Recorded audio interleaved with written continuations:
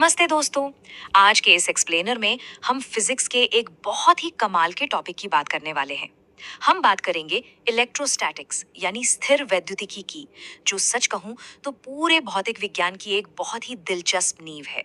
तो चलिए बिना टाइम वेस्ट किए इस शानदार सफर को शुरू करते हैं। याद है बचपन में हम वो एक जादू करते थे। एक आम सी प्लास्टिक की कंघी ली, उसे सूखे बालों में जोर से रगड़ा और फिर वो जादू से कागज के छोटे छोटे टुकड़ों को अपनी तरफ खींच लेती थी, है ना? मतलब देखने में तो ये कोई मैजिक ट्रिक लगती है, लेकिन असल में इस छोटी सी घटना के पीछे कुछ बहुत ही कमाल की अदृश्य ताकतें काम कर रही हैं। और आज हम उन्हीं ताकतों को डिकोड करने वाले हैं। तो आज का हमारा प्लान कुछ ऐसा रहेगा। सबसे पहले हम इलेक्ट्रिक चार्ज यानी विद्युत आवेश का एक बेसिक इंट्रोडक्शन देखेंगे। फिर हम जानेंगे इसकी प्रॉपर्टीज और चार्ज ट्रांसफर के बारे में। उसके बाद हम कूलोम्स के नियम को डिकोड करेंगे। फिर इलेक्ट्रिक फील्ड्स और फील्ड लाइंस को समझेंगे और आखिर में द इलेक्ट्रिक डाइपोल पर बात करेंगे, एकदम स्टेप बाय स्टेप। चलिए सेक्शन 1 से शुरू करते हैं। वैद्युत आवेश का परिचय, उस अदृश्य बल का असली स्रोत। क्योंकि देखिए, अगर हमें यूनिवर्स की बड़ी चीजों को समझना है ना, तो सबसे पहले हमें एकदम माइक्रो लेवल यानी सूक्ष्म स्तर पर जाना होगा। अच्छा, सबसे पहले तो इस भारी भरकम शब्द को ही तोड़कर देखते हैं। स्थिर वैद्युतिकी, जिसे हम इंग्लिश में इलेक्ट्रोस्टैटिक्स कहते हैं। अगर आप ध्यान दें तो नाम में ही सब कुछ छिपा है। स्थिर का मतलब है एकदम रुका हुआ, रेस्ट पर। और वैद्युतिकी का संबंध आवेश यानी चार्ज से है।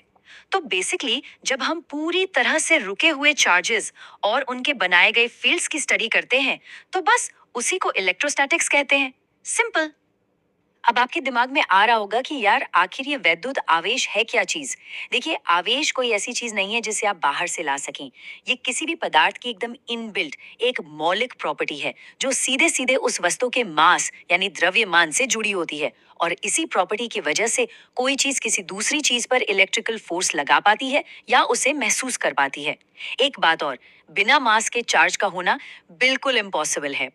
तो हमारे पास मेनली दो तरह के चार्ज होते हैं, पॉजिटिव चार्ज और नेगेटिव चार्ज। लेकिन यहाँ ना एक बहुत ही इंटरेस्टिंग चीज है। पूरी कहानी का जो असली हीरो है ना, वो है इलेक्ट्रॉन। क्यों? क्योंकि इलेक्ट्रॉन का मास इतना कम होता है कि वो बड़ी आसानी से एक जगह से दूसरी जगह छलांग लगा सकता है। तो होता क्या है, जब कोई वस्तु अपने इलेक्ट्रॉन खो देती है तो वो पॉजिटिव बन जाती है, और जब वो इलेक्ट्रॉन ले लेती है तो नेगेटिव बन जाती है। दोनों पर चार्ज का अमाउंट बिल्कुल सेम होता है, 1.6 इंटू 10⁻⁻19 कूलॉम। बस उनका नेचर एक दूसरे से एकदम उल्टा होता है। अब आते हैं अपने दूसरे सेक्शन पर, प्रॉपर्टीज एंड चार्ज ट्रांसफर। यानी चीजें अपना ये स्पार्क कैसे हासिल करती हैं। मतलब ये जो छोटे छोटे इलेक्ट्रॉन्स हैं, ये आखिर एक जगह से दूसरी जगह ट्रेवल करते कैसे हैं। चार्ज को ट्रांसफर करने के तीन बड़े ही मजेदार तरीके हैं। नंबर एक है फ्रिक्शन या घर्षण, बिल्कुल वैसे ही जैसे सर्दियों में हम अपने हाथ रगड़ते हैं। दूसरा है कंडक्शन यानी चालन। इसमें दो चीजें सीधे एक दूसरे को टच करती हैं और चार्ज ट्रांसफर हो जाता है। लेकिन तीसरा तरीका इंडक्शन या प्रेरण, ये सबसे जादुई है। इसमें चीजें एक दूसरे को छूती तक नहीं है, बस पास आने से ही एक अदृश्य धक्के की तरह चार्ज का असर दूसरी चीज पर पड़ जाता है ना कमाल। अब इन चार्जेस की कुछ प्रॉपर्टीज देखते हैं जो सच में बहुत इंटरेस्टिंग है। सबसे पहली बात, चार्ज क्वांटाइज्ड होता है। अब इसका क्या मतलब है? इसका मतलब है कि चार्ज हमेशा एक फिक्स्ड पैकेट में ही ट्रांसफर होता है। आप आधा या डेढ़ इलेक्ट्रॉन ट्रांसफर नहीं कर सकते। बिल्कुल वैसे ही जैसे आप दुकान से आधा बिस्कुट का पैकेट नहीं खरीद सकते, आपको पूरा ही लेना पड़ेगा। इसके अलावा लाइक चार्जेस यानी एक जैसे चार्ज एक दूसरे को दूर धकेलते हैं, और ऑपोजिट चार्जेस एक दूसरे को अपनी तरफ खींचते हैं। और एक और बात, कोई चीज कितनी भी स्पीड में क्यों ना चले, उसके चार्ज पर स्पीड का कोई असर नहीं पड़ता। चलिए अब सेक्शन 3 पर चलते हैं, कूलम्स लॉ एक्सप्लेन्ड। यहाँ हम जानेंगे कि स्पेस में दो अलग अलग चार्ज एक दूसरे पर फोर्स कैसे लगाते हैं। कूलॉम का नियम अगर सिंपल शब्दों में कहें तो हमें ये बताता है कि दो चार्जेस के बीच जो फोर्स लगता है वो उनके अमाउंट पर डिपेंड करता है। मतलब चार्ज जितना बड़ा होगा, फोर्स भी उतना ही तगड़ा होगा। लेकिन, और ये बहुत जरूरी पॉइंट है, जैसे जैसे आप उन चार्जेस को एक दूसरे से दूर ले जाएंगे, उनके बीच का फोर्स बहुत तेजी से गिरने लगता है। फॉर्मूले में जो नीचे आर का स्क्वायर है ना, वो यही बताता है कि दूरी बढ़ने पर फोर्स धड़ाम से नीचे आता है। अब जरा इस नंबर को देखिए, 9 × 10⁹ ये जो फॉर्मूले में 1/4πε0 वाला कांस्टेंट था ना, ये उसकी वैल्यू है। अब आप खुद सोचिए, 9 के आगे 9 जीरो, ये नंबर इतना विशाल है कि ये हमें साफ साफ बता रहा है कि इलेक्ट्रिकल फोर्सेस एक्चुअल में कितने ज्यादा पावरफुल होते हैं। अच्छा, लेकिन एक सवाल है, क्या होगा अगर हम इन दोनों चार्जेस के बीच में कोई दीवार खड़ी कर दें? यहीं पर एंट्री होती है डाई इलेक्ट्रिक कांस्टेंट या परावैद्युतांक की। जब हम मोम या कागज जैसी कोई इंसुलेटिंग चीज चार्जेस के बीच रख देते हैं, तो वो एक बैरियर, एक रुकावट का काम करती है। और नतीजा क्या होता है? वो उनके बीच के टोटल इलेक्ट्रिकल फोर्स को कम कर देती है।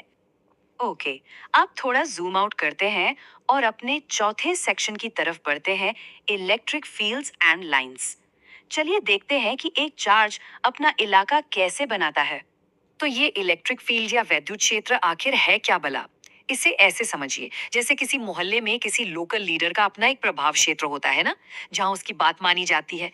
बिल्कुल वैसे ही एक चार्ज के चारों ओर का वो 3D स्पेस, जहां कोई दूसरा चार्ज आने पर उस फोर्स को महसूस करे, उसे हम उस चार्ज का इलेक्ट्रिक फील्ड कहते हैं।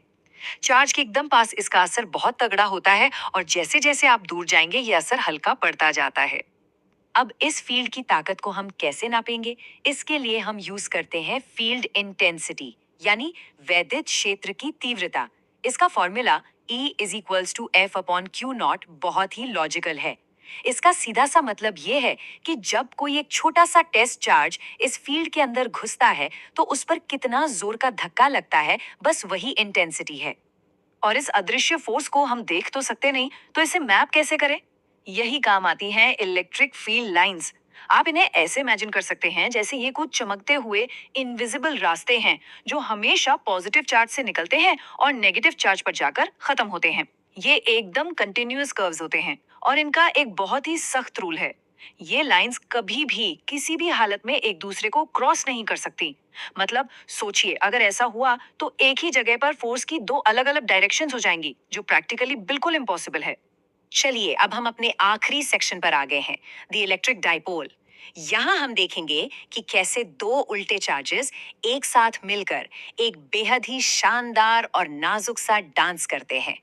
ये इलेक्ट्रिक डाइपोल या वैद्युत द्विध्रुव क्या चीज है? देखिए, जब एक पॉजिटिव चार्ज और एक नेगेटिव चार्ज, दोनों का अमाउंट बिल्कुल सेम हो, लेकिन वो एक दूसरे से एक बहुत ही छोटी सी, एकदम माइक्रोस्कोपिक दूरी पर लॉक हो जाएं, तो वो एक डाइपोल बनाते हैं। इस छोटी सी दूरी को हम अक्सर 2L लिखते हैं।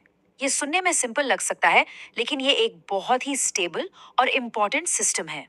इस डाइपोल की पावर को नापने के लिए हम डाइपोल मोमेंट का यूज करते हैं, जिसे P से लिखा जाता है। इसका सिंपल सा फॉर्मूला है P = 2L3। लेकिन यहाँ एक कैच है, और इसे ध्यान से सुनिएगा। डाइपोल मोमेंट की डायरेक्शन हमेशा नेगेटिव चार्ज से पॉजिटिव चार्ज की तरफ होती है। ये नॉर्मल इलेक्ट्रिक फील्ड से एकदम उल्टी दिशा है, क्योंकि फील्ड तो पॉजिटिव से नेगेटिव जाता है ना, तो ये थोड़ा हटके है।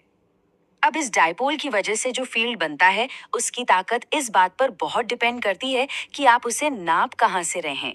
अगर आप इसे डाइपोल की ही एक्सिस पर, यानी अक्षीय स्थिति में नापेंगे, तो फील्ड अलग होगा। लेकिन अगर आप इसके परपेंडिकुलर यानी निरक्षीय स्थिति में जाकर नापेंगे, तो फील्ड की स्ट्रेंथ का फॉर्मूला बिल्कुल बदल जाएगा। और ये वाली चीज सच में बहुत बढ़िया है।